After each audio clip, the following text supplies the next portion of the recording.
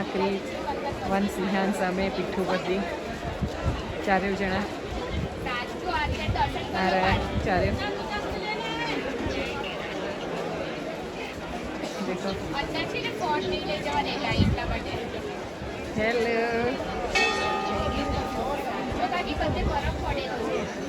ક્રીત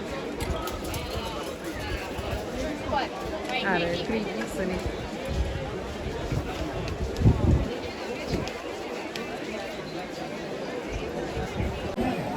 guys અત્યારે વાગ્યા છે સાંજના 4:30 કલાક. અમે બધા સૂઈ ગયા અને જે ખતરનાક વાળો સ્નોફોલ ચાલુ થઈ ગયો છે કેદારનાથમાં. જો સ્નોફોલ થાય છે બરોબર.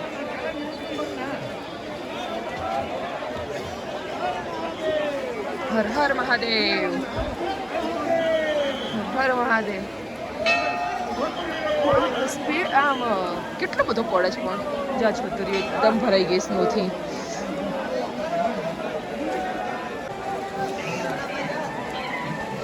સાંજના 5:30 થયા છે. એકદમ વ્હાઈટ ચાદર છવાઈ ગઈ છે ઉપર પહાડોમાં. ફૂલ સ્નોફોલ, એકદમ હેવી સ્નોફોલ ચાલુ છે. જો જો કેટલો બધો સ્નોફોલ. જો ખંચેર ખંચેર કરે છે બિચારા કેર ના. એટલી ઠંડી છે, અતિશય ઠંડી છે, સાથે સ્નોફોલ એટલે એટલી ઠંડી લાગે છે ને. કેટલું ટેમ્પરેચર હશે અભી તો? માઇનસમાં છે? 1-2 ડિગ્રી. ઓહો.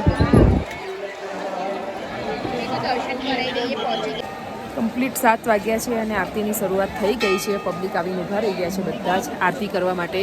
જો અમારી પાછળ કેટલી પબ્લિક છે.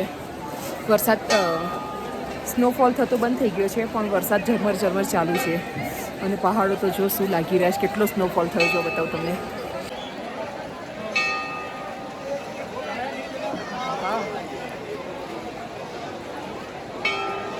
એટલો બધો સ્નોફોલ થયો છે આજે સખત. અને પબ્લિક તો જોવા માંગતી નથી આરતીમાં.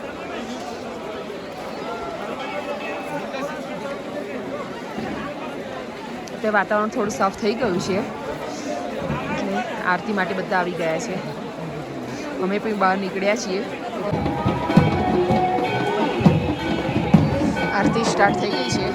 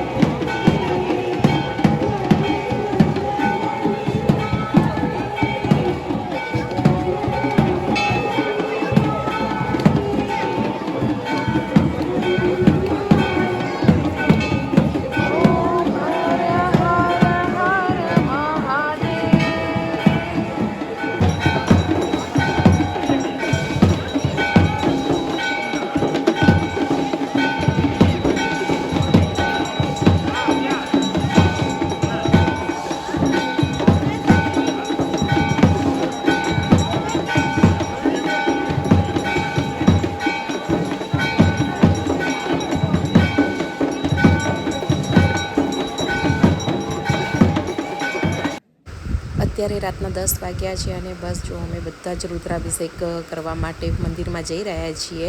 લાઇનમાં ઊભા છીએ, 1 કલાક લાઇનમાં ઊભા હતા. ટોકન લઈ લીધી હતી પહેલેથી જ. અને જુઓ કેટલી લાંબી લાઇન થઈ છે. આ સવારે 4 વાગ્યા સુધી બધાનો નંબર આવી રહેશે. રાત્રે 10થી તો સવારના 4 વાગ્યા સુધી રુદ્રાભિષેક થઈ રહ્યો છે. તો બસ મંદિરમાં અમે જઈ રહ્યા છીએ રુદ્રાભિષેક માટે. દેખો ગાઈસ, અત્યારે વાગ્યા છે 10:30, 11:15 અને બહુ જ મસ્ત અમારે રુદ્રી અંદર પતી ગયું. બહુ જ સરસ દર્શન થયા. એટલે એટલું શાંતિથી દર્શન થયા. બિલકુલ એવું નથી કીધું કે અહીંયાથી ખસવાનું. અહીંયા અમારા બહુ જ સરસ રીતે દર્શન થઈ ગયા હતા અને પૂજા બી બહુ સરસ રીતે થઈ ગઈ હતી. અને બસ હું એટલી બધી ઇમોશનલ થઈ ગઈ હતી કે હું રડું રોકી જ નથી શકતી. મને એટલું બધું રડવું આવતું હતું ગર્ભગૃહમાં દર્શન કરતી વખતે, કેમ કે આજે મારું સૌથી મોટું ડ્રીમ પૂરું થયું હતું દર્શનનું. હાય ફ્રેન્ડ્સ, ગુડ મોર્નિંગ, જય શ્રી કૃષ્ણ, જય શ્રી કેદાર. આજે કેદારનાથમાં અમારો બીજો દિવસ છે. સવારે 6:45 થયા છે. નાઈ તો એક રેડી થઈ ગયા છે નીચે ઉતરવા માટે અને સવાર 6:45 તો તમને નજારો બતાવું. આજે બહુ સરસ અત્યારે તડકો નીકળ્યો છે. જય બોલે. બહુ જ સરસ તડકો નીકળ્યો છે અને ભીડ પણ બહુ જ એટલે બહુ જ છે. લાંબી 3 કિલોમીટર લાંબી લાઈનો. બહુ સરસ પહાડો ઉપર તડકો આવે છે. એકદમ સ્નોફોલ થયો છે અને ઉપર તડકો આવે છે. એટલું સુંદર લાગી રહ્યું છે નજારો. જો જે નથી આવી શકતા એ અહીંયાથી કેદારનાથના દર્શન કરી લો.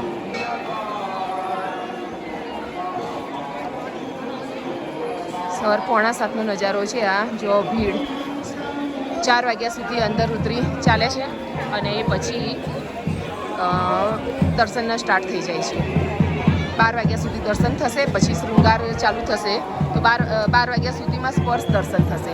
પછી 12 વાગ્યા પછી 12 થી 4 ખાલી દર્શન જ થશે, સ્પર્શ કરવા નહીં મળે. રેડી જો બધા જ નીચે જવા માટે. રેડી સુનિત? કેવું રહ્યું? જોરદાર ને? બહુ જ જોરદાર દર્શન થયા કાલે રાત્રે જે રુદ્રીમાં અમે બેઠા હતા. 15-20 મિનિટ સુધી અંદર ગર્ભગૃહમાં રહેવા દે છે. તમે ઈચ્છો એટલી વાર મહાદેવજીને માથું ઓડારીને, હાથ સ્પર્શ કરીને, તમારી જોડે બધી રીતે પૂજા કરાવે છે. એટલી સરસ પૂજા અને સ્પર્શ દર્શન થાય છે કે 20 થી 25 મિનિટ સુધી તમને ગર્ભગૃહમાંથી એવું નથી કહેતા કે બહાર જાઓ એમ. એટલા સરસ દર્શન થઈ ગયા. હવે નીચે જવાની તૈયારી કરી રહ્યા છીએ. નજારો એકદમ ખરેખર એવું લાગે કે સ્વર્ગમાં આવી ગયા હોય અને વાઇબ એટલા સરસ આવી રહ્યા છે અહીંયા. બહુ જ સરસ.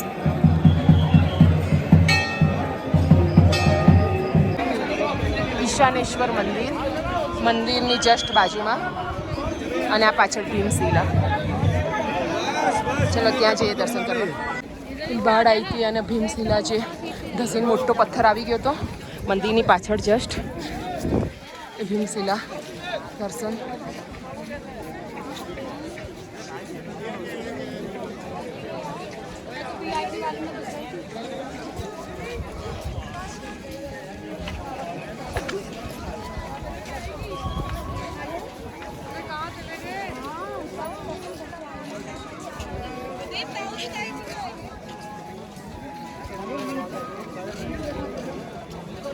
હર હર મહાદેવ, જય શ્રી કેદાર, જય પ્રભુ. નેક્સ્ટ ટાઈમ બહુ જલ્દી ફરી દર્શને બોલાવજો. બસ અમે બહુ જ બધા ફોટો ને બધું પાડ્યા છે. 7:30 અહીંયા થઈ ગયા છે ફોટો ને બધું પાડવામાં. મહાદેવજી નેક્સ્ટ ટાઈમ બહુ જલ્દી બોલાવજો. શિવજી, જય શ્રી કેદાર પ્રભુ. ઉતરવાની શરૂઆત થઈ ગઈ છે. હા પછી લઈ પછી પેલા જલ્દી. જો એટલી બધી ભીડ છે હજી. આ બધી ચડી ઉપર દર્શન કરવા આવી રહી છે હજી ભીડ.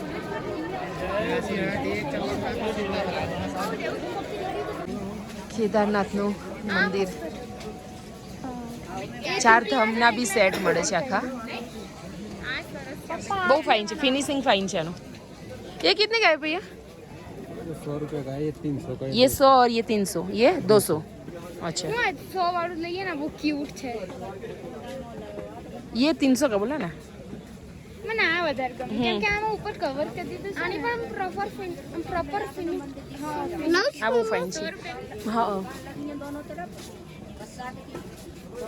દેખો ફ્રેન્ડ્સ, જેટલું ચડવામાં તકલીફ છે અને ઉતારવામાં બી સેમ એનાથી વધારે તકલીફ છે. અને હદ જ વિનાનો ઘોડાવાળાનો ત્રાસ એટલો બધો છે ને રોડ પર. ભીડ તો જોવા જાણે બધા અહીંયા જ ઉમટી ગયા હોય ને.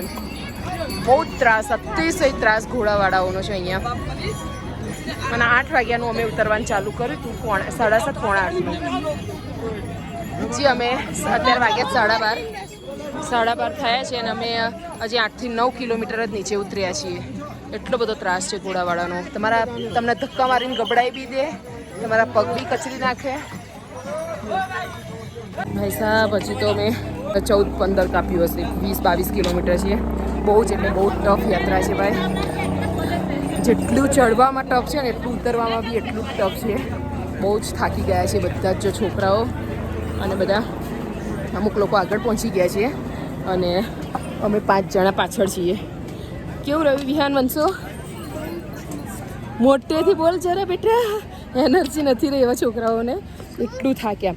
એમાં થાકવાનું કારણ શું છે કે ઘોડા ખચ્ચર જે હેરાનગતિ છે ને સખત, સાંકડા રસ્તા અને એટલા ઘોડાઓની હેરાનગતિ. બીજું કે રસ્તા ભીના અને કિચડવાળા અને રસ્તા એટલા ખરાબ રસ્તા કે આમ તમે પગ તો એટલો સાચવીને તમારે મૂકવું પડે ને એના લીધે. બાકી આમ 20 કિલોમીટર કાપવું ઇઝી ટફ નથી, પણ રસ્તાઓ બહુ ખરાબ છે એના લીધે આટલું ટફ છે. આ ઘોડાઓનો એટલો ત્રાસ છે ને, ઘણી તો તમને પગ મૂકવાની જગ્યા ના મળે, પણ રસ્તાઓ કેટલા ખરાબ છે.